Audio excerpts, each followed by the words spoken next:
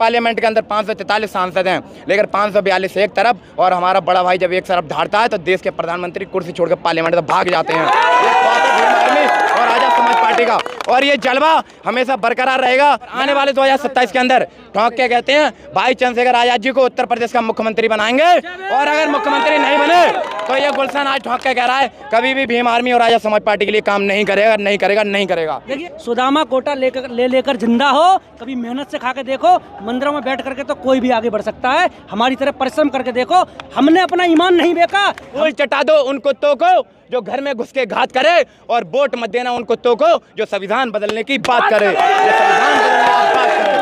नमस्कार, आप देख रहे थे जनता लाइव। मैं हूं आपके साथ सृष्टि। इस वक्त मैं मौजूद हूं इंदिरा गांधी स्टेडियम में, जहां हजारों की संख्या में भीड़ है। भीड़ क्यों है मैं आपको बता दूं कि आगामी 1 अगस्त को सुप्रीम कोर्ट के द्वारा जो आदेश जारी किए गए थे आरक्षण से संबंधित, उसके विरोध में लोग यहाँ खड़े हैं। मैं लोगों से मत जानना चाहती हूँ, आखिर जानना चाहती हूँ कि किस तरह की नाराजगी है, आखिर कौन सी ऐसी बात है जिसको लेके वो लगातार प्रोटेस्ट किए जा रहे हैं। स्वागत है आपका जी। आप लोगों की क्या डिमांड है? धन्यवाद मैम आपका और आपके चैनल का। सबसे पहले मैं एक बात को शुरू करना चाहूँगा अपनी बात बताने से पहले। ये भारत के संविधान को बदलना चाहते हैं, ये आरक्षण को ख़त्म करना चाहते हैं, तो ये बताना चाहूँगा कि धूल चटा दो उन कुत्तों को, कि धूल चटा दो उन कुत्तों को जो घर में घुस के घात करे, कि धूल चटा दो उन कुत्तों को जो घर में घुस के घात करे, और वोट मत देना उन कुत्तों को जो संविधान बदलने की बात करे। संविधान बदलने की बात करे कभी भी। जय भीम, जय भीम। पूरी दिल्ली में अभी पीछे से देखते हुए आ रहे हैं हम कि पूरी दिल्ली में नीले झंडे वाले दिख रहे हैं। ये सरकार, ये मनुवादी सरकार हम लोगों से, इन भीमवादियों से, इन भीम पैंथरों से, इन चंद्रशेखर आजाद के चीतों से इतनी डरी हुई है, इतना खौफ खाई हुई है कि इन्होंने हमारे जो हक और अधिकार हैं, हमारी जो लड़ाई है, उसको कमज़ोर करने के लिए एक छोटी सी जगह दी। और मैं बता देना चाहता हूँ, ये तो एक ट्रेलर है। भाई चंद्रशेखर आज़ाद ने एक छोटा सा आह्वान किया, उसके साथ पूरे देश से, अभी मेरे साथ और बहुत सारे साथी थे मीडिया बंधुओं से बात कर रहे थे, बिहार के चंपारण, कर्नाटका और मध्य प्रदेश से ये लोग आए हैं। ये किराए पर और ये भीड़ पर बुलाए हुए लोग नहीं हैं। ये ऐसे लोग नहीं हैं जो कि ये पेड लोग हैं, ये पहुए में बिकने वाले लोग नहीं हैं। इनको अपने हक और अधिकार, इनको अपने बच्चों का भविष्य, इनको संविधान की रक्षा, इनको बाबा साहब डॉक्टर भीमराव अम्बेडकर का दिया हुआ जो संविधान है उसको बचाने के लिए ये लोग यहाँ पर आए हैं आज। और सबसे अहम बात जो है कि जब जब सरकार, मैं धन्यवाद देता हूँ इस सरकार का और सुप्रीम कोर्ट का, कि जब जब इस सरकार ने हमारे खिलाफ ऐसे फैसले दिए हैं, ऐसे तुगलकी फरमान जारी किए हैं, ऐसे जो हिटलर शाही दिखाई है, तब तक इस सरकार ने ऐसे फैसले दिखा करके हमारे इस दलित समाज को, हमारे इस बिखरे हुए समाज को इकट्ठा करने की कोशिश की है। साथियों, हमें अपनी ताकत का एहसास दिलाया है कि हम लोग कितने मजबूत हैं। ये नीला रंग देश का रंग है। और मोदी जी बड़ी बड़ी बातें करते हैं। मोदी जी ये जो जितने भी आज यहाँ पर बहुजन समाज की जो भी मीडिया आई हुए है, कुछ लोग मनुवादी मीडिया के भी हैं, कुछ लोग पेड मीडिया भी हैं। साथियों, जितनी भी पब्लिसिटी मोदी लेना चाहते हैं उतनी तो मेरे भाई इस अकेले की है। विदेशों में डंका बजता है मोदी जी का, विदेशों में आप कल्पना कर सकते हैं।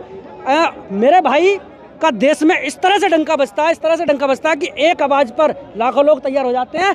वो 500 रुपये लेकर के और गाड़ियों में 100 रुपये का पेट्रोल डलवा करके और किराए की गाड़ियों से जो धनाढ़ लोग जो गाड़ी देते हैं उनसे यहाँ पर नहीं आते हैं। इन लोगों का जुनून, इन लोगों का हौसला, इन लोगों का जो एक संविधान बचाने का जो एक जज्बा है, ये उसके लिए आते हैं। और अहम बात, पापा ने वॉर रुकवा दी, पापा ने यूक्रेन का और इजराइल का युद्ध रुकवा दिया। पापा को मणिपुर नहीं दिखा, पापा को बंगाल नहीं दिखा, पापा को और बहुत कुछ नहीं दिखा, पापा को दलितों पर होते हुए अत्याचार नहीं दिखते। आप कल्पना करके देखिए, आज इस युग में जब बाबा साहब का संविधान मौजूद है, उस युग में बाबा साहब के संविधान के होते हुए बिहार के मुजफ्फरपुर में एक दलित समाज की बेटी को उठा लिया जाता है। एक दलित समाज की बेटी के साथ इस युग में ऐसा अत्याचार हो रहा है कि हम बर्दाश्त करते रहें। मैं आपको आश्वासन देता हूं और आपको बता देना चाहता हूं कि हम बाबा साहब डॉक्टर भीमराव अम्बेडकर की कलम और संविधान से चलने वाले भी लोग हैं। इस उधम सिंह और भगत सिंह की विचारधारा को भी फॉलो करते हैं। हम भीमा कोरे गाँव भी याद दिला सकते हैं। जब से आरक्षण वाली बात सुप्रीम कोर्ट ने कही है, आपकी कम्युनिटी के लोग खुद ही एक दूसरे के साथ बटे हुए नजर आ रहे हैं, इस बारे में आप क्या कहेंगे? मैं बताना चाहूँगा, भैया को बात कर लेंगे, आप बताओ। देखिए, ये कुछ तुच्छ लोग जो पेड लोग हैं, जो मनुवादी विचारधारा के लोग हैं वो कुछ हमारे ही साथियों को बरक ला करके फ्रंट पर ला करके विरोध करना चाहते हैं। आप देखिए, हमने ईडब्ल्यूएस की तर्ज पर हमने अपने 10% अलग आरक्षण की बात की। क्या उसमें हमारे वाल्मीकि समाज के भाई नहीं है? और बहुत सारी मैंने ऐसी वीडियो देखी जिसमें वाल्मीकि समाज को ये दिखाया जा रहा है कि वाल्मीकि समाज भीम आर्मी के खिलाफ है। वो चंद लोग हैं। हमने वाल्मीकि समाज को, भीम आर्मी और आजाद समाज पार्टी ने वाल्मीकि समाज को इतना सम्मान दिया है कि आपके इस दिल्ली के प्रदेश अध्यक्ष भाई हिमांशु वाल्मीकि जी यहाँ के प्रदेश अध्यक्ष हैं। मैं डिस्ट्रिक्ट बदायूं से हूँ। मेरे बरेली मंडल में कई ऐसे जिलाध्यक्ष, कई ऐसे जिला महासचिव, मंडल अध्यक्ष जो हैं जो वाल्मीकि समाज से है। ये बीजेपी की सरकार नहीं है। ये वो सरकार नहीं है कि अगर वोट ले लिया दलितों का और क्या कहते हैं ओबीसी का, और जब मुख्यमंत्री बनाने का नंबर आए और अच्छी अच्छी पोस्ट देने का नंबर आए तो ब्राह्मण क्षत्रिय वैश्य बना दिए। शूद्रों का कहीं नंबर ही नहीं आता। और सबसे अहम बात ये, अगर आज सरकार नहीं झुकी तो अगली बार इतना ऐतिहासिक आंदोलन होगा कि फिर सरकार कंट्रोल नहीं कर पाएगी। सरकार हम लोगों को कंट्रोल नहीं कर पाएगी। आपने सुना होगा जब एक बार 2 अप्रैल सन 2018 में एक सरकार हमारे खिलाफ एक आरक्षण का जो मुद्दा लेके आई थी, SC ST जो धारा थी उसको ख़त्म करने का, तो हमने दिल्ली को किस तरह से नीला किया था। और सुनिए, हम लोग मरने से भी नहीं डरते हैं, क्योंकि उस दिन भी हमारे 17 से 18 साथी शहीद हुए थे और हम आज भी मर सकते हैं। हम अपने समाज के लिए हम इतने परिपक्व हैं, इतने कर्तव्य हैं, इतने कर्तव्यवान हैं कि हम अपनी समाज की लड़ाई लड़ते रहेंगे, आखिरी सांस तक लड़ेंगे। और मेरे आदर्श नेता भाई चंद्रशेखर आज़ाद, मेरे रहबर मान्यवर काशीराम, मेरे मसीहा बाबा साहब डॉक्टर भीमराव अम्बेडकर जी का जब तक हम जैसे इन चीतों के सर पे हाथ है तब तक ये लड़ाई जारी रहेगी, जारी रहेगी। इन्होंने वाल्मीकि समाज की बात की। वाल्मीकि समाज तो लड्डू बांटते हुए नजर आ रहे थे। काफी सारी बातें उन लोगों के बारे में सुनने को मिल रही है। इस बारे में आप बताना चाहूँगा, भाई ने बोला था हम बाबा साहब के वंशज हैं और मान्यवर काशीराम जी के वंशज हैं। मान्यवर काशीराम जी ने ये कहा था, एक मिनट, मान्यवर काशीराम जी ने ये कहा था कि जिन्हें डर लगता है वो घर बैठकर आराम करें, कि जिन्हें डर लगता है वो घर बैठकर आराम करें, वरना बांध के सर पे कफन और मिशन के लिए काम करें, ये मान्यवर काशीराम जी के बोल थे। लेकिन आज के ये बड़े बड़े नेता हैं, ये गाड़ियों में बैठ कर आते हैं। मैं खुले में बोलता हूँ, किसी से डरता नहीं हूँ, क्योंकि भाई चंद्रशेखर आज़ाद जी ने हमें इतना मजबूत बना दिया है कि आज एक भीम आर्मी का छोटा से छोटा पदाधिकारी बीजेपी के बड़े से बड़े मंत्री को हिलाने की ताकत रखता है। क्यों? ये किसकी ताकत है? ये भाई बड़े भाई एडवोकेट चंद्रशेखर आज़ाद जी की ताकत है, और ये भीम आर्मी और आज़ाद समाज पार्टी का खौफ है। ये बड़े बड़े कुछ नेता आए थे जिनसे मेरी भिड़ंत हुई थी, वो बोलते हैं हमारे समाज को गुमराह करते हैं, जो बहुजन समाज को गुमराह करते हैं। वो बोलते हैं कि साथियों, हम आते बोलते हैं मुझे इसमें बाबा साहब का संविधान दिखाई देता है, मुझे इसमें मान्यवर काशीराम दिखाई देते हैं, मुझे इसमें बाबा साहब दिखाई देते हैं। इस बोतल में उन्हें कुछ नहीं दिखाई देता। जब 5 साल पूरे हो जाते हैं तो इस बोतल में उन्हें हमारा बोर्ड दिखाई देता है, और हमारे बोले वाले जो लोग हैं वो इसमें फंस जाते हैं। याद रखना मेरी बात को, मैं गलत तो नहीं बोल रहा हूँ? बताओ, इस बोतल में मान्यवर काशीराम दिखाई देते हैं? दिखाई देता किसी को? ये बड़ी किसको नहीं पता है? केंद्र में बैठी सरकार हमारी बहन बेटियों के ऊपर अत्याचार कर रही है। अभी डॉक्टर का केस हुआ था, ये कोलकाता वाला, बहन को कितने 14 लड़कों ने रेप करके 50 से बार ज़्यादा चाकू मारा। 9 तारीख की घटना थी, 12 तारीख को खुलासा होता है। केंद्र में बैठी सरकार को दिखाई नहीं दे रहा है, मुख्यमंत्री जी को दिखाई नहीं दे रहा है, योगी आदित्यनाथ को दिखाई नहीं दे रहा है। अरे हमें गर्व है, हम गर्व से बोलते हैं कि आज हमारा चंद्रशेखर भाई, आज सांसद के अंदर, पार्लियामेंट के अंदर 543 सांसद हैं, लेकिन 542 एक तरफ, और हमारा बड़ा भाई जब एक तरफ ढाड़ता है तो देश के प्रधानमंत्री कुर्सी छोड़कर पार्लियामेंट तक भाग जाते हैं। और आजाद समाज पार्टी का, और ये जलवा हमेशा बरकरार रहेगा। मैं ये बात जोश में नहीं बोल रहा हूँ, बहुत होश और आवाज़ में बोल रहा हूँ। आने वाले 2027 के अंदर हम गली गली जाकर, घर घर जाकर एक एक भाई को समझाने का काम करेंगे, बहन को समझाने का काम करेंगे। और आने वाले 2027 के अंदर, आने वाले 2000 मैंने एक मिशन लिया था। मैंने किसी पार्टी के लिए काम नहीं किया। भाई चंद्रशेखर आज़ाद जी को मैं अपना नेता मानता हूँ, आदर्श नेता मानता हूँ। मैंने नगीना जाकर 2.5 महीने प्रचार किया, और मैंने ये प्रण लिया था कि भाई अगर नगीना से 2024 में नगीना से चुनाव जीत के, सीट जीत के अगर पार्लियामेंट नहीं पहुंचे तो ये गुलशन कभी समाज के लिए काम नहीं करेगा। और हमने जाकर खोटा ठोक के कहते हैं, भाइयों ने मेहनत की और भाई को पार्लियामेंट में पहुंचाने का काम किया। और आने वाले समय में गुलशन ये भी प्रण दे के जा रहा है आज कि 2027 के अंदर आने वाले विधानसभा के चुनाव में विधानसभा के चुनाव में और आने वाले 2027 के अंदर ठोक के कहते हैं भाई चंद्रशेखर आजाद जी को उत्तर प्रदेश का मुख्यमंत्री बनाएंगे। और अगर मुख्यमंत्री नहीं बने तो ये गुलशन आज ठोक के कह रहा है कभी भी भीम आर्मी और आजाद समाज पार्टी के लिए काम नहीं करेगा, नहीं करेगा, नहीं करेगा। देखिए, मीडिया हमारे पास आती तो नहीं, तो ऐसे छीन के लेना पड़ता है मीडिया का माइक, क्योंकि हमारी आवाज़ को उठाना नहीं चाहती। साथियों, ये मनुयुग नहीं है, ये भीम युग है।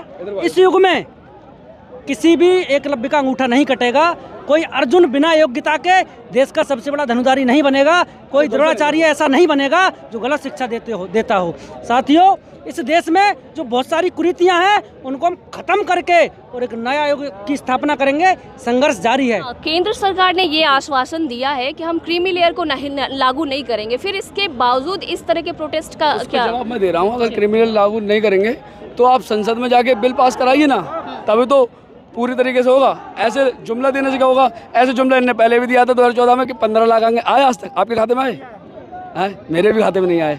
तो अब आप दूसरा सवाल करिए, बताइए।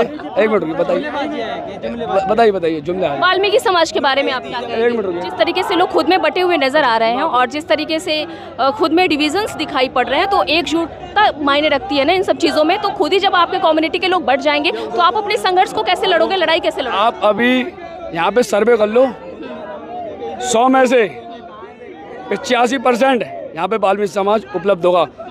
सिर्फ वाल्मीकि समाज के लोग, उन लोगों को चंद लोग हैं, 100 में से एक व्यक्ति, उन्हें आरएसएस और भाजपा के लोग बहका रहे हैं, वो उनके बहकावे में आ रहे हैं। अब वो भी उनके भी समझ में आ गया है, अब वो भी यहाँ पे अब ज़्यादा से ज़्यादा संख्या में आ रहे हैं। ऐसा नहीं है, क्योंकि भाजपा दलितों को आपस में लड़ाने का शुरू से ही काम किया है। पहले हिंदू मुसलमानों में लड़ाया, आज जातियों में लड़ाना चाह रही है। अगर वो दलितों की देशी है, SC ST की देशी है, तो 10% अलग से दे दे। जैसे EWS में सवर्ण लोगों का आरक्षण दे दिया, दलितों को क्यों दे रही है? आप भी EWS की तरह 10% की मांग तो कर रहे हैं। हाँ, तो कर रहे हैं, मांग कर रहे हैं। तो उसमें हमारे मुस्लिम, उसमें हमारे भाई भी हैं। देखो SC ST में तो सभी आ गए, दलित समाज के सभी लोग आ गए, आदिवासी, पासी वगैरह SC ST के सभी दलित समाज के लोग आ गए।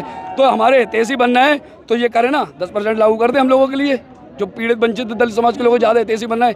ये सब बहरूपिये हैं, बस ऐसे ही इनका ड्रामा चलता रहेगा, सिर्फ वोट लेने के लिए और लड़ाने के लिए, क्योंकि इनका काम है वोट डालो और राज करो, और ये करते ही आए हैं। इनके पूर्वजों ने भी ये काम किया और आज ये भी काम कर रहे हैं। ये लोग ये सोचते हैं ना कि बहुजन समाज और दलित समाज को जानता नहीं है। तो मैं चैलेंज देता हूँ, कोई मनुवादी आए और हम जैसे लोगों से बाइट करे, अगर हमें हरा दे और हमें ज्ञान के बल पर हरा दे तो गारंटी है, क्योंकि सुदामा कोटा लेकर जिंदा हो, कभी मेहनत से खा के देखो, मंदिरों में बैठ करके तो कोई भी आगे बढ़ सकता है। हमारी तरह परिश्रम करके देखो, हमने अपना ईमान नहीं बेचा, हमने अपनी बहन बेटियों की इज्जत नहीं बेची, हमने अपने सम्मान से खिलवाड़ नहीं होने दी, हमने इस देश को आगे बढ़ाने की कोशिश की। संघर्ष करने वाले कभी डरते नहीं, संघर्ष किया और करते रहेंगे। और मैं आश्वासन देता हूँ, 2027 में एक जिन्न आया था, 2014 में एक बहुत बड़ा जिन्न आया था। एक एग्जाम्पल के लिए, ये चश्मा है, इसमें जिन्न आया था, तो 2024 के चुनाव में हमने उसको अंदर बंद कर दिया आधा, और आधा वो बैसाखियों के सहारे पे कभी भी लुढ़क सकता है, क्योंकि पकड़े हुए है, बोतल का जो ऊपर वाला होता है वो पकड़े हुए है, वो कभी भी लुढ़क सकता है। और फिर एक जिन्न और है, छोटा जिन्न, वही वाला, वो पंजा बताते हैं ना, समझ रहे हो ना, पंजे वाला वो जिन्न, उसको 2027 के अंदर अगर उसका पंजा, और एक नाम और ले नहीं रहा मैं, समझ रहे होंगे आप, समझ रहे हो ना? क्या नहीं समझ? चलो कोई नहीं, पंजा एकदम मोड़ करके और फेंक करके और अपने आदर्श नेता भाई चंद्रशेखर आजाद को विधानसभा में मुख्यमंत्री बना करके पहुंचाएंगे। और फिर देखना, एक हेडमास्टर का बेटा, एक खेत से घास की गठरी लाने वाली माँ का बेटा, एक आम समाज से निकला हुआ बेटा, एक वो बेटा जो आम पब्लिक का दर्द जानता है, जो दलित शोषित वंचित का दर्द जानता है, वो इस प्रदेश के लिए कैसा काम करे।